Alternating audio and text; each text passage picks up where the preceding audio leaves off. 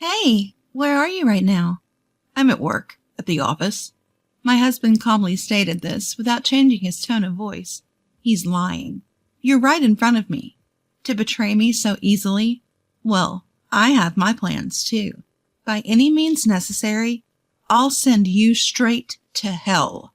My name is Karen, 33 years old. After graduating from college, I got a job at a multinational corporation. A dream come true. Although the pay is decent, the work is tough, and international business trips are commonplace. At this rate, my job might become my lifelong partner.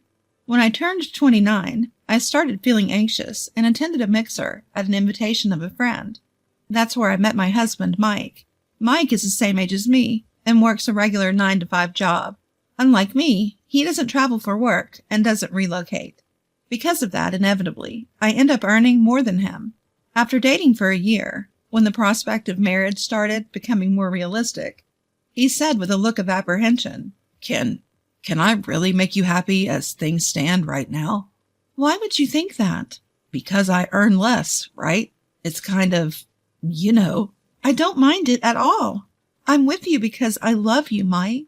I feel the same way, but are you really okay with me? With a look of uncertainty on his face, Mike looked at me. Even his doubtful expression seemed endearing to me. I looked directly into his eyes and expressed my true feelings. I want you, Mike. It's you I love, not anyone else. Karen, thank you. I want to be with you too. A month later, he officially proposed to me. That fall, we had a beautiful chapel wedding and were blessed by many friends and family. Despite my hectic work schedule, I felt incredibly happy enough to forget all the hardship. Almost 2 years have passed since then. Without any issues, we have been leading a peaceful married life. Considering our age, it's about time we start thinking about having children. That's what I was starting to think one day. When I got home from work, Mike, who should have been home before me, was nowhere to be found. Mike? I peeked into the other rooms, but he was not there.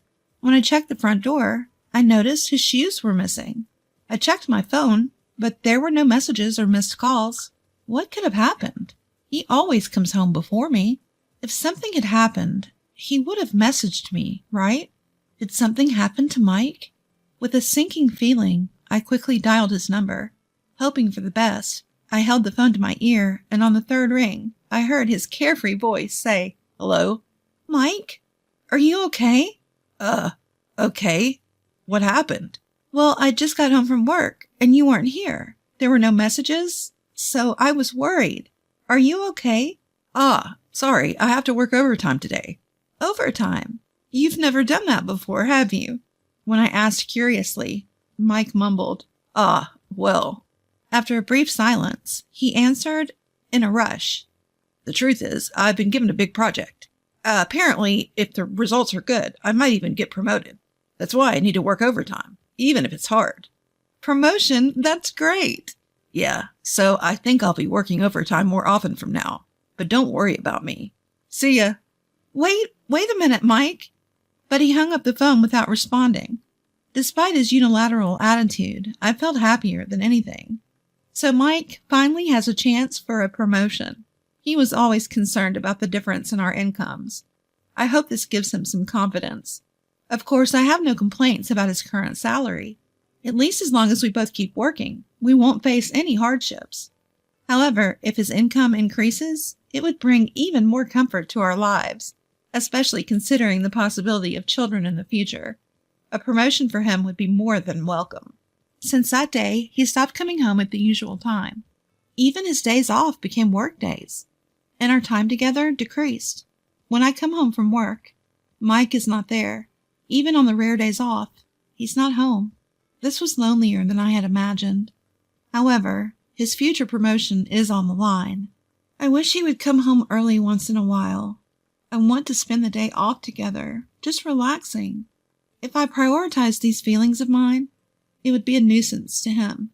Considering this, I could not possibly confront him. So I decided to immerse myself more in my work to drown out the loneliness. I also have an overseas business trip planned soon, so I'll work just as hard as he does. After all, Even if I go home early, he won't be there.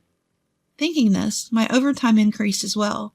But as the time spent with him decreased, my heart reached its limit. I don't think I can bear it anymore. Knowing that it might be a burden for him, I decided to express my feelings. "Welcome home, Mike. I have something I want to talk about." I said this to my husband when he returned from work that night. "Talk about? Does it have to be today? I'm pretty tired." "Huh?" I was taken aback, unable to find words. However, there's no point in giving up here. I continued the conversation without losing heart. "I'm sorry, but it's something I really want to discuss." "Ha! If you have something to say it quickly. I need to sleep early for tomorrow's work." "Tomorrow is Saturday. Are you going in on your day off again? Sometimes you should relax at home." Enough already. You're nagging. I'm busy, don't you get it? Is it fun for you to bother me? "That's not what I meant." Please stop bothering me. Don't you realize how crucial this period is for me? Yes, you're right. I'm sorry."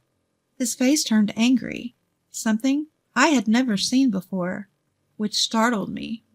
"I'm tired. I'm going to bed," he said, and left the room.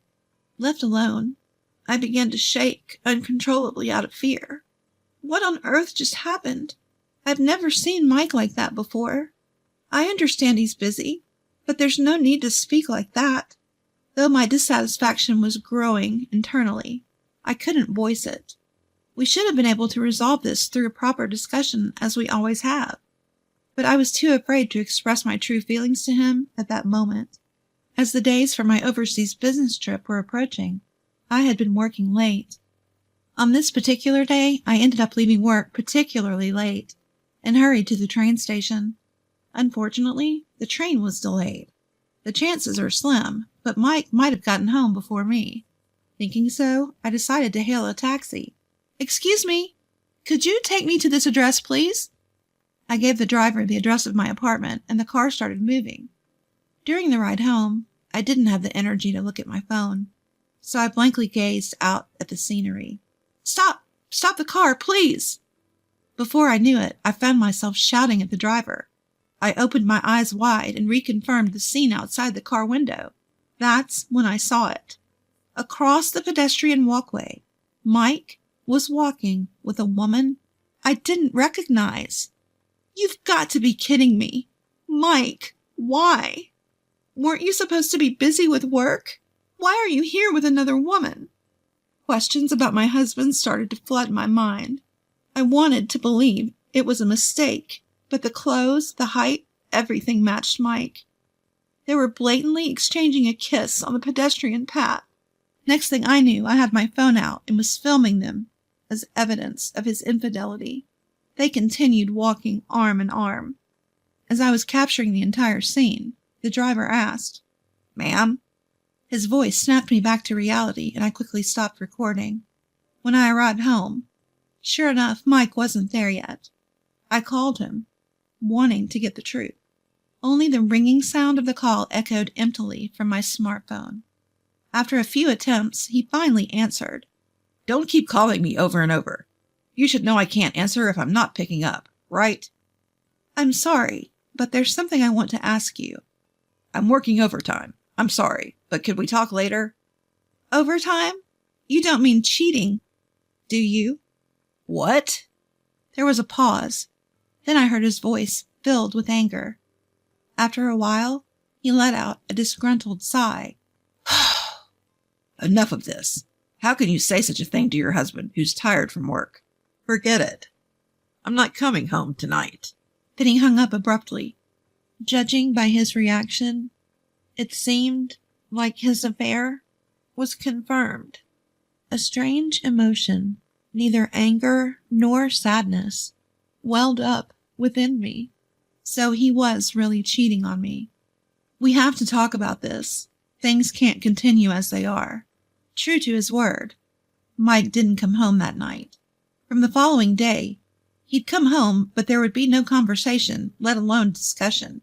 In the end, the day of my business trip arrived first. This time, it's a 2-week trip overseas. On the morning of my departure, as I was wondering how to address Mike.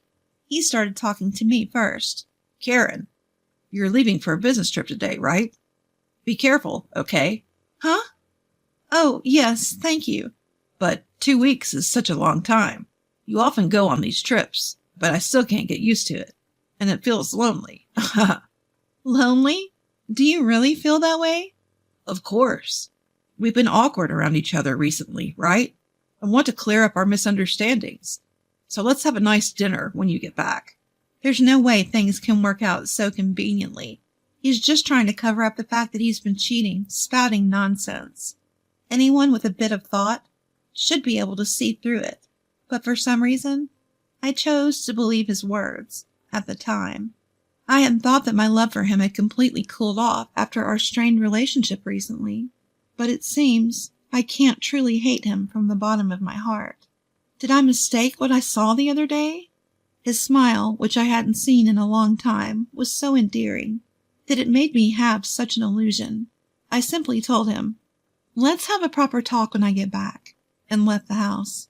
After that, my business finished earlier than expected, so I was able to return home earlier. Since it was a sudden decision, I hopped on a plane back to New York without telling my husband Mike. Initially, I'd planned to contact him, but then I thought, why not surprise him by returning early, cook dinner, and wait for him? That was the plan. I arrived in New York around 11 a.m. I went straight home, arriving around 1 p.m. It was about a week since I had last returned home. At the moment I opened the door with a sense of relief, my spine froze. What was that? What caught my eye was a pair of light pink pumps placed at the entrance. As I stood frozen, I heard Mike's voice and a woman's voice from the living room. I tiptoed down the hallway, peeking into the living room from behind a corner. They were drinking in their underwear. The woman was the one I had seen that day. With a sweet voice, the woman started to speak. "Hey, Mike, are you really okay with inviting me over? Isn't it dangerous if your wife finds out?" Nah, it's fine. She's on a business trip abroad until the day after tomorrow. Oh, really? That's perfect timing. It's my birthday, and your wife isn't at home. Exactly. Thanks to that, I can spend time leisurely at home with you, Linda. You're staying over tonight, right? Oh, my. I love you, Mike. Thank you for the present. Mike's mistress, it seems, is named Linda. The two of them were hugging each other in their drunken state. This has to be a joke. Just because I earn more, why can he do such a thing in the apartment that I rented under my name? While fighting nausea, I recorded the cheating scene with my smartphone. When things settled down, I tiptoed back to the entrance and left the apartment. Sweat poured out, and my heartbeat pounded. Despite the situation, I was still believing in him somewhere. Sweat poured out, and my heartbeat pounded. Despite the situation, I was still believing in him somewhere. I wanted it to be a lie, yet the scene earlier wouldn't leave my mind. I can't continue as his wife anymore. Finally, I decided to resort to my last option. I dialed Mike's number and waited for him to answer. Answering my call with a casual hello, I made sure to speak with an air of urgency. "Hey, where are you right now?" Huh? I'm at work, of course. What time do you think it is? "Yeah, I guess so. I'm sorry, but it seems like someone's home right now." Not quite grasping the situation, my husband's voice wavered as he stammered. What? Speaking to him, who was likely unaware of the reality, I wove in a bit of deception. "So here's the thing. My trip got finished early, and I came back home, and when I got to the front door, I could hear someone talking inside." You mean to tell me you're standing outside our apartment right now? He questioned. "Yes, that's right, Mike. What should I do? Should I go inside to check?"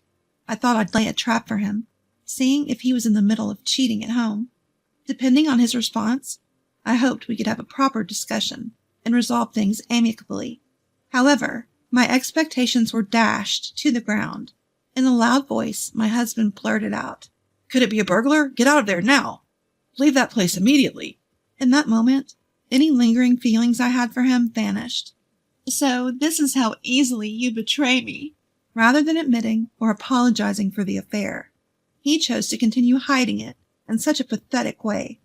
For now, just get to somewhere safe, he insisted before abruptly hanging up. Moments later, I called the police. Hello? Is this the police? I think there's a burglar in my house. I can hear unfamiliar voices. Yes, thank you. As I ended the call and stood waiting, 2 police officers arrived a few minutes later. I repeated the circumstances to them, and we proceeded to my apartment together. When one of the officers rang the doorbell, my husband emerged from the entrance with his eyes wide open. "Well, why are the police here? Are you the resident of this house?" asked one of the officers. "Yes, I am. We received a report from your wife that there might be a burglar here." A burglar? No, there's no one here." As he said this, I stepped out from behind the door. Upon seeing me, my husband muttered, "Well, why are you here?" his eyes darting around nervously. I apologized to the officers, saying it must have been a mistake, and sent them on their way. Glancing around inside, I saw no sign of his mistress. I guess he must have rushed her out when I called earlier. Did he still believe I was unaware of the affair? He brazenly accused me. "Why did you call the police? That's so bothersome." Well, it was you, Mike, who said there was a burglar. Besides, weren't you supposed to be at work? Why are you home? That is... Never mind, just look at this. I pulled out my phone and presented him with a video of him, and his face drained of color as he watched. "This is not what it looks like, Karen. This is..." You're not seriously going to make excuses now, are you? A sweat trickled down his forehead. He seemed desperate to say something, yet no apology came forth. Having had enough, I coldly declared, "Oh, just drop it. It's painfully clear that you're a jerk who can't even apologize in such a situation. Hey, how does it feel to lie, cheat, and then get caught? Surely you didn't think it won't happen to me, right?" "Well, wait, Karen. I get it. I'll apologize." Huh? Your apologies mean nothing to me now. In fact, they're worth less than nothing. Even if you apologize, I will never forgive you. I'll sue you for emotional distress, and that woman too. I hope you both rot in hell, you jerks.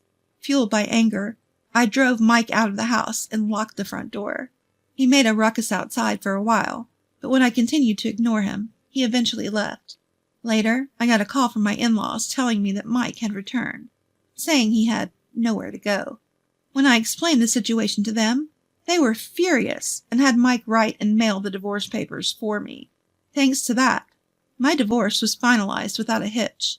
The day after, I told my in-laws that the papers had been accepted. They kicked Mike out and apparently cut ties with him. I claimed emotional distress from Mike and the woman he cheated with through my lawyer, insisting on a lump sum payment. The other woman turned out to be Linda, a receptionist at the same company as him. Their affair was quickly made public within the company. Unable to bear it, Linda abruptly left the company. As for Mike, he's enduring the piercing gazes of his colleagues and somehow managing to get through his work. I later found out that his promotion was all a lie, just a tactic to hide his affair. I feel so foolish for being deceived by such a man, but at least I was able to make the decision to divorce. From now on, I intend to devote even more energy to my work and aim for higher positions. I'm determined to prove that marriage isn't the only path to happiness.